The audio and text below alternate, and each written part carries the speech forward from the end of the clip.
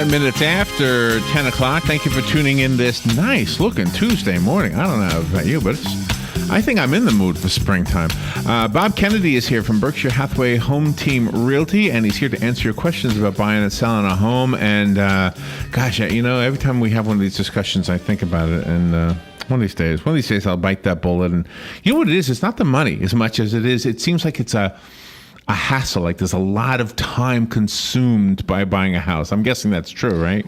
Well, you're making a big investment. Yeah. For the average person like us, that's going to be probably the biggest investment you make.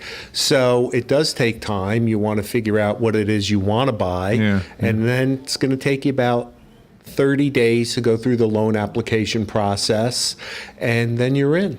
So good morning. How are you? Great. Good to be here. It is a beautiful day out. It sure is. Sure is. And were you telling me about the test driving of homes?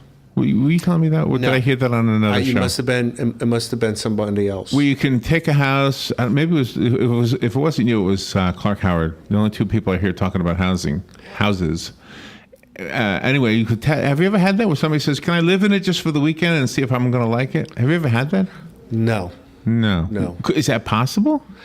Everything's possible. Is it practical is a different story. But if you're a large developer, you can kind of, if you have to have a furnished home, and you can offer it. Like if you went to a place like Pulte Development out there off of 80th, they'll put you up for the weekend in one of their models or a condo that they have, so you get the experience of living in the facility and doing all that. But that's the closest thing I've seen to test driving in our area. So today we want to talk to the sellers more than the buyers? Well, we can. It's definitely a good time to talk about selling your home. Okay. For a couple of reasons. One is there are probably less. We need inventory in our area. So with the price increase that have gone on, more and more people have equity in their homes now. A lot more people are looking to buy up to the next level, which is, all these things are good for our market. And in a lot of price ranges, in a lot of areas, the inventory is a lot less than you may think it is. So that's another good sign for a home seller. And it's not bad for a home buyer too, because rates are still down. So yeah, we had a couple things about selling your home today. All right. So now the first thing I would do is pay attention to you. If you were my agent, I would say, I don't know a thing about this business.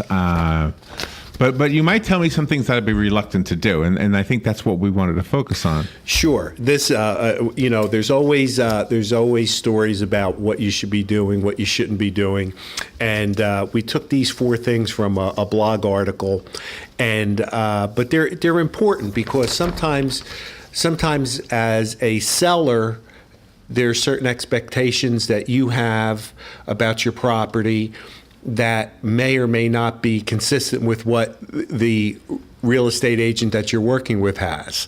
So these are a couple things that we'll just hit on real quick. And one of the first ones, you think of it as a no-brainer, but a lot of people limit the access to the property.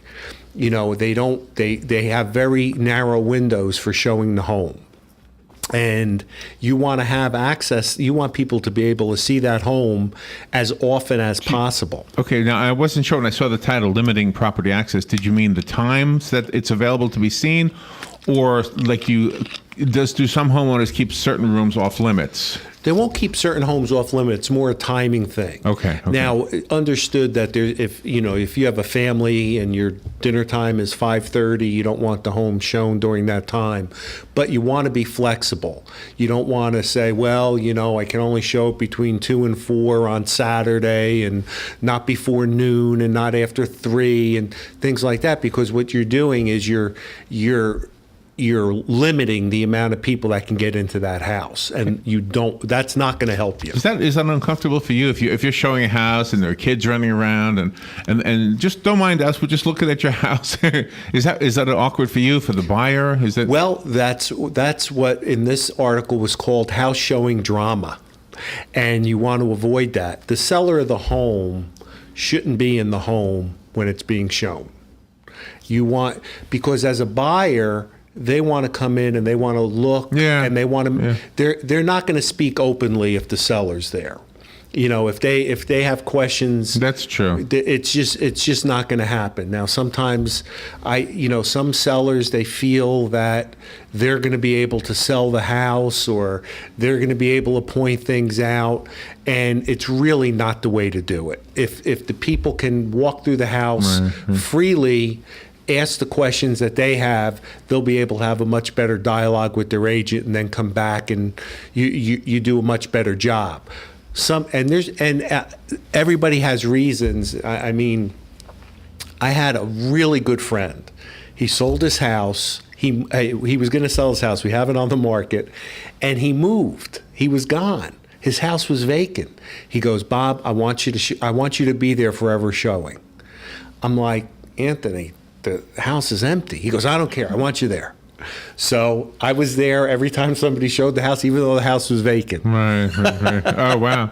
So it happens. And do you advise them on like decorations and clutter and things that might, like, for example, when we were at the assisted living facility, they would show the rooms, but they never showed an empty room. They always showed a room with furniture in it, just to give an idea of what the room could look like.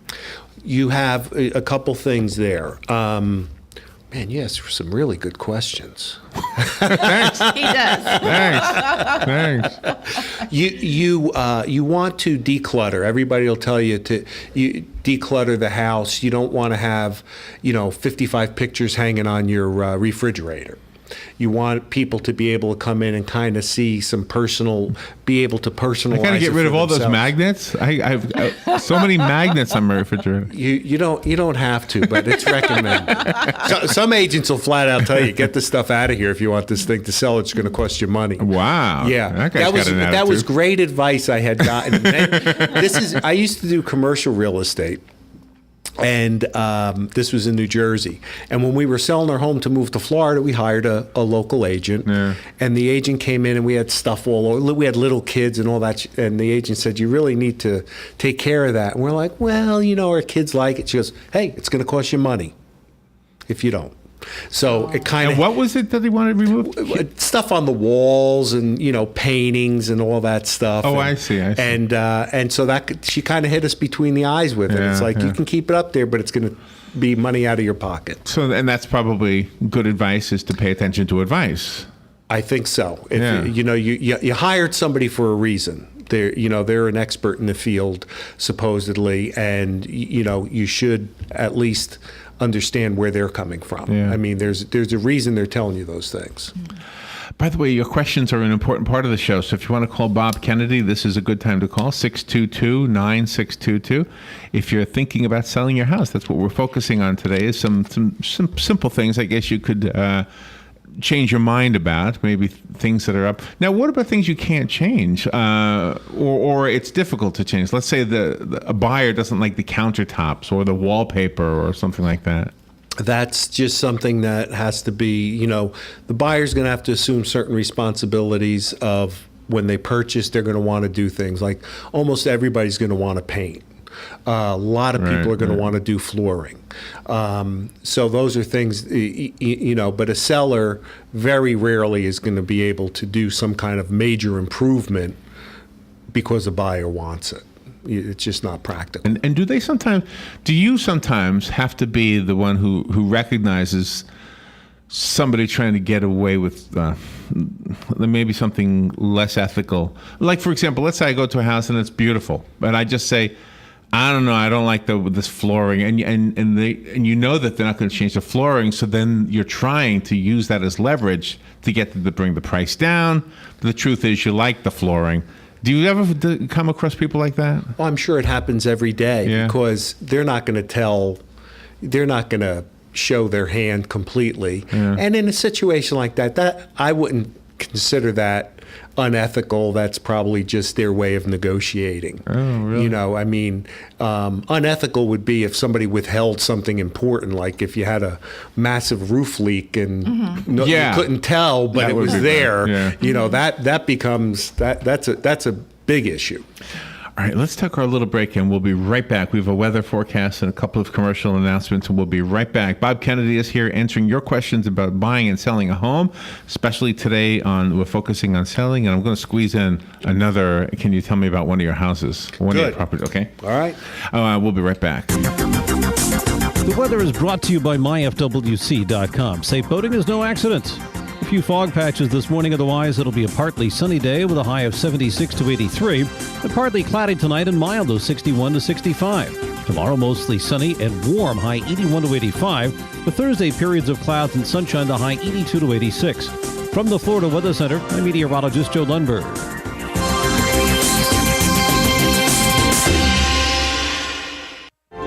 Hi, my name is Dr. Erica Olstein with A Better You Healthcare Acupuncture and Eastern Medicine. As primary care physicians, we use acupuncture to treat back pain, arthritis, migraines, allergies, high blood pressure, thyroid disorders, hormone imbalances, stress, and more using all natural medical therapies. We treat the source of your problems, not just your symptoms. For more information, go to abetteryouhealthcare.com or call today to set up your appointment, 352-615-5566. So you need a credit card, but how do you choose? Let's compare the big banks to Florida Credit Union. They have rewards, and we do too. They have customer service. Hello, 24/7. They have celebrities. Hey, Danny. But with Florida Credit Union, there's no annual fee, no liability for fraudulent charges, and no 22% interest rates. Choose Florida Credit Union, and you'll not only have a great credit card, but you'll have the support and personal touch that the big banks, well, can't touch. Florida Credit Union, connecting your money to your life. Federally insured by the NCUA. Here's what you may have missed on the John Tesh Radio Show. Since selfies are often shot from below, the neck looks either fattier or saggier from that angle. So more people are seeking under the chin or double chin lipo, chin implants, and neck lifts to remove excess skin. Sleep on it. Trying to force a resolution when you're both exhausted can make things worse. So try tart cherry juice if you have any issues with joint pain or inflammation, and you just might sleep better too.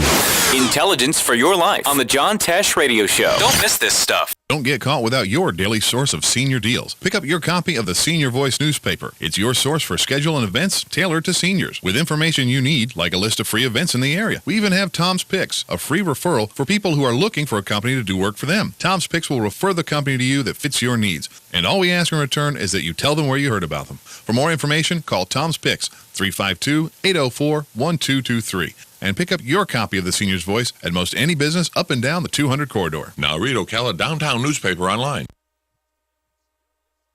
All right, 18 minutes after 10 o'clock. Bob Kennedy is here, and of course, your phone calls are important, 622-9622. If you want to speak to Bob with us more time, and it's not a radio show, maybe you don't want to be on the air, Berkshire Hathaway Home Team Realty is where you would call Bob. And what's that number, Bob, over there? 622-9700. All right. You have a phone call, by the way. Let's take the call. Okay. Let's hold on to my question. Good morning. You're on there with Bob Kennedy. Yes, good morning, Bob. Good morning. If you have, let's say, your first open house and no results, and how soon would it be smart to have like a second or third open house? And at what point would you consider like dropping the asking price? Those are great questions. I'm a big fan of open houses. So if we just don't, it depends on the area you're in. We don't get a lot of traffic in many open houses just because if you're in a subdivision and you're not like near a road, I mean, it's not that much of a destination for people to get to. But I would sit down with the agent and just really determine a game plan. It should be set up in the beginning as part of your marketing strategy. As far as pricing goes,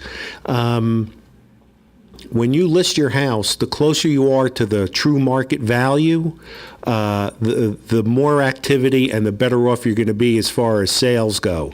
If you're in the ballpark when you start out, you won't have to drop your price much, if at all. A lot of times people come into listing a house and they say, well, I want to have room to, people are always going to lowball me and this and that. And it's like, that's not really the case. The closer you are to true market value, the more activity you're going to get and the less you're going to have to move off your price.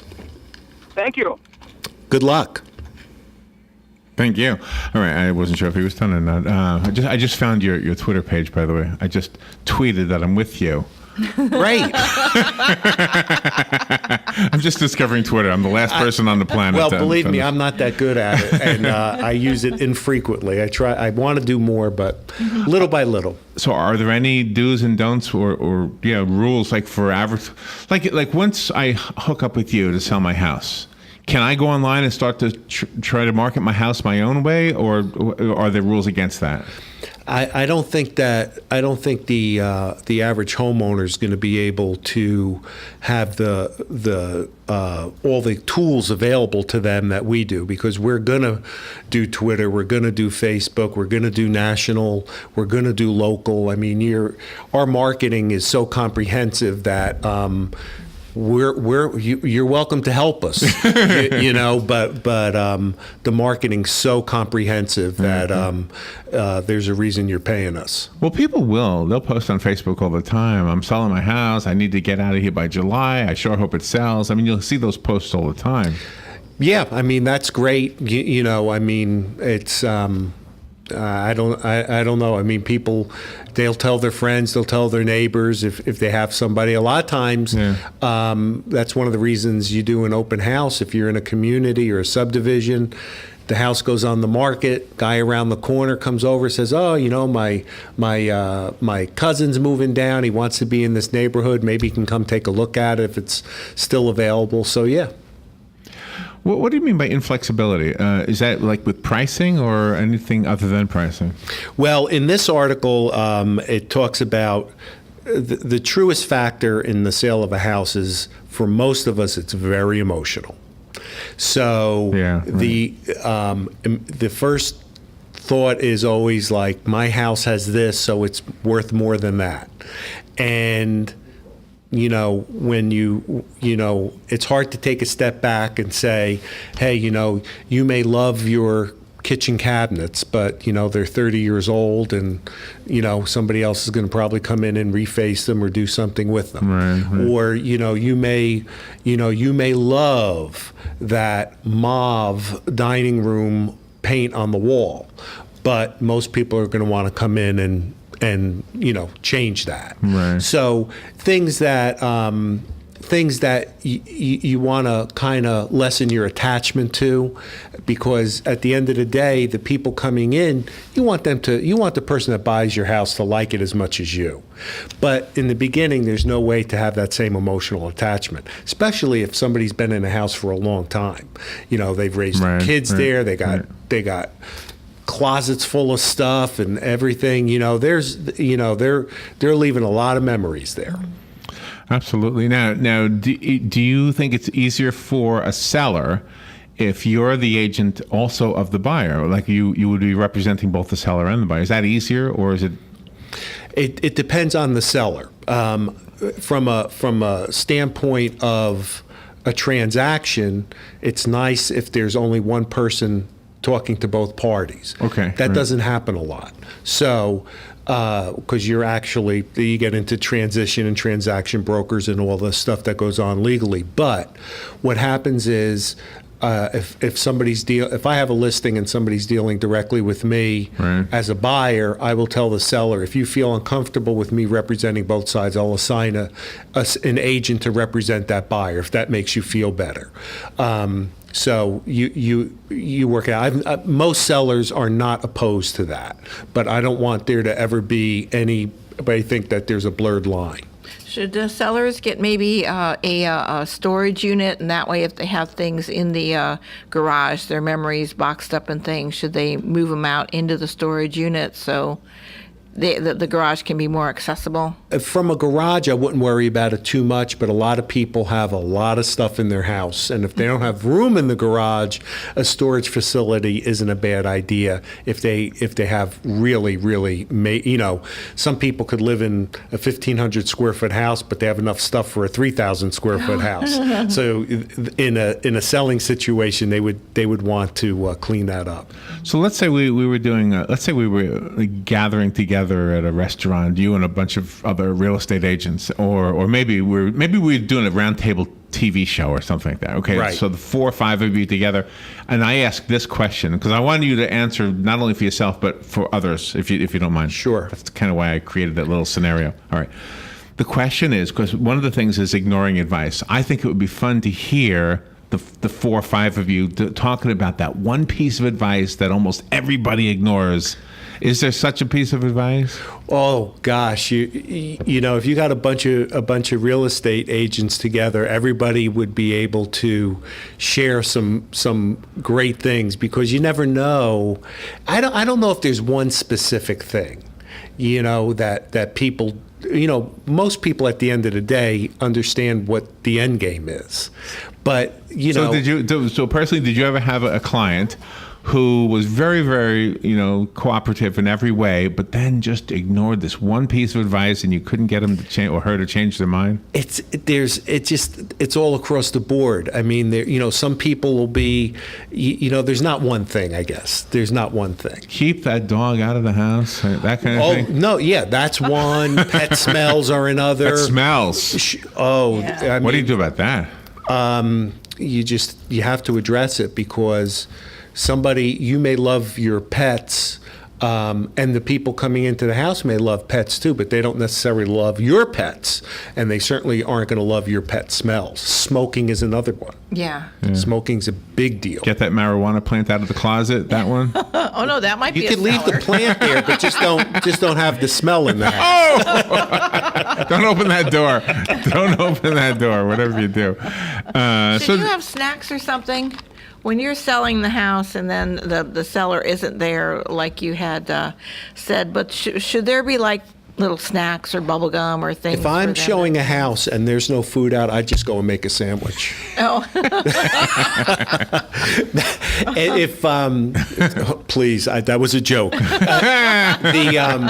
When you do an open house, a lot of times the agent will bring some stuff, or sometimes the seller will put out some snacks, which is, you know, people come in, kind of make it feel a little bit more relaxed. Mm-hmm. So tell me about a listing. Let's spotlight a listing. All right, I got two of our better listings today. Okay. We have one over in Laurelwood, which is right off of 17th Street. Beautiful gated community. We have a 4-bedroom, 3-bath. It's $430,000, custom built, has over 3,500 square feet, all the bells and whistles. Wow, why are they moving out?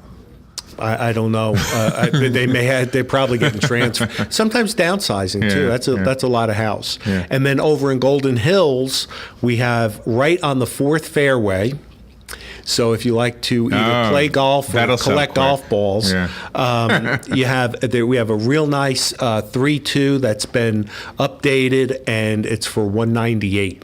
That is. Wow. Isn't that a good price for that area? I think that's a pretty good price. Yeah. I think when you look at the price per square foot, it's one of the better deals out there. When we did the Veterans Golf Tournament, we don't normally play golf, Robin and I, but I was surprised that we actually were golfing very close to houses. I just didn't know. Yeah. I know, it's crazy. I'm not a golfer either, but a lot of those windows must be like at the bank. I have no idea why those windows aren't breaking, but well, I guess it works because it's popular. Mm-hmm. Bob, we're out of time. It's always goes fast. It's always fun. Well, that's why it's fast, because it's fun. Do you have a website? I mean, a website. Yeah, well, yeah, website. I know you have a Twitter. I just found it, and yes. phone number. The phone number is 622-9700, and the website is bhhshometeamrealty.com. And you've got a Facebook and and we've got Twitter. a Facebook page also. I found it real easy, so just go to Berkshire Hathaway Home Team Realty. You'll definitely find it. Lots of Berkshire Hathaways, by the way, but not any other home team realties. Mm-mm. No, Berkshire Hathaway is franchised throughout the country, and happy to say that we were picked in our industry as the brand of the year. And things just keep growing and growing. Excellent. All right, we'll take a little break. We'll be right back. Fox News Radio, I'm Lillian Wu. The GOP says the House will vote today on a year-long bill to fund Homeland